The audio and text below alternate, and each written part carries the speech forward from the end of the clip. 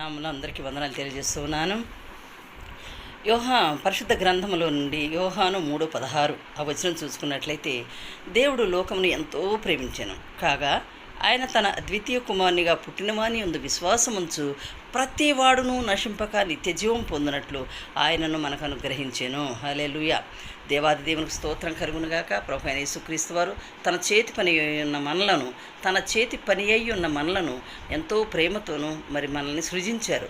ఆయన పని అయి ఉన్న మనము ఈ లోకం భూమి మీద ఏమేం చేస్తున్నామో ప్రతి ఒక్కటి ఆయనకి తెలిసే ఉన్నది. హృదయ రహస్యాలు ఎరిగిన దేవునికి వందనాలు. ఏ మనిషి కూడా నశించిపోవడం ఆయనకి ఇష్టమో లేదు. కాబట్టి ఏ మనిషి ఎక్కడ నశించిపోతున్నారో ఆ బిడ్డలందరినీ రక్షించుకోవడానికి ఆహార చెలువు కూడా ఆయన చేతులు చాచి ఉంటున్నారు. నా బిడ్డ నా దగ్గరకు రా, నా కవిగిల్లుకి రా, నేను నిన్ను రక్షించుకుంటాను అంటున్నారు.